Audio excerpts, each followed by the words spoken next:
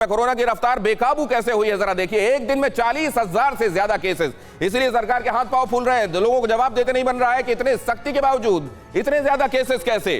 Corona की रफ्तार बेकाबू हो गई। एक दिन में 40,000 से ज्यादा केसेस। जरा इस फ्लो को देखते जाइएगा, पूरी कहानी आप समझ जाएंगे। एक हफ्ते में 2.5 लाख से ज्यादा केसेस, एक हफ्ते के भीतर 2.5 लाख से ज्यादा केसेस।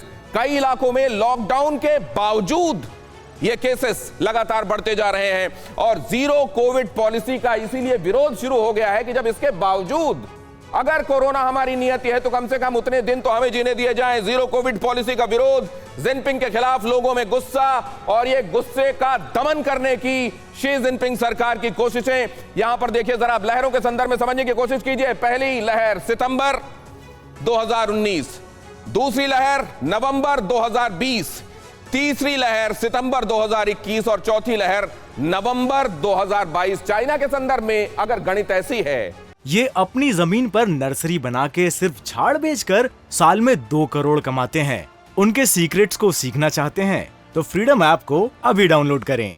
तो क्या यही हमारे लिए एक कहानी है जिसमें डॉट्स कैसे कनेक्ट करना है? एक्चुअली एक्सपर्ट्स हमको बताएंगे। जनवरी 2020 पहली लहर हिंदुस्तान के संदर्भ में, दूसरी लहर मार्च 2021, तीसरी दिसंबर 2021, चौथी लहर एक बड़ा क्वेश्चन मार्क, क्या कोरोना लौटेगा?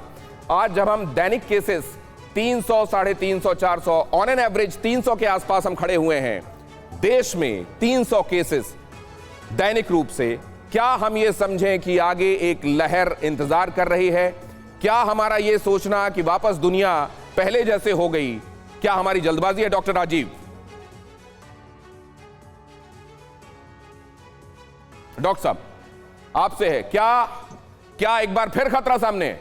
डॉक्टर मनोज, सॉरी जी, आपने जो बताया कि पिछले 4 दिनों से 40,000 से ज़्यादा केसेस पर डे आ रहे हैं चाइना में, और वहाँ जो रोकथाम के लिए जो कुछ भी किया जा रहा है वो एक मानसिक विकृति की तरह लग रहा है। प्रशासन का या लीडरशिप की कहिए ज़बरदस्त अभाव है और इस तरीके से कोरोना को रोका नहीं जा सकता है। पूरी दुनिया को मालूम है कि चाइना का वुहान जो था एपी सेंटर था कोविड-19 का, और वहाँ के बाद एक कहावत भी है कि जैसा बोओगे वैसा काटोगे। तो आज ये चौथी लहर और प्रोबेबली इसमें एक सब वेरिएंट ओमिक्रॉन का ही है, BF.7 है, जो काफ़ी ट्रांसमिसिबल है। तो मुझे ये है कि आज जो आपने सही कहा कि हम पूरी दुनिया एक ग्लोबल विलेज की तरह है और इतनी एयर ट्रैफिक है, तो सावधान सबको रहना है। देखिए चूक कहाँ चाइना में होती है, जैसा डॉक्टर अंशुमन ने कहा कि डेटा वो बिल्कुल ही नहीं शेयर करते हैं। दूसरी चीज़, उन्होंने वैक्सीन के नाम पे जो साइनोवैक वैक्सीन यूज़ किया उसकी एफिकेसी के कोई पुष्ट सबूत नहीं है। और कई देशों में जैसे इंडोनेशिया, थाईलैंड में उन्होंने साइनोवैक के बाद सेकेंड डोज दूसरे वैक्सीन की,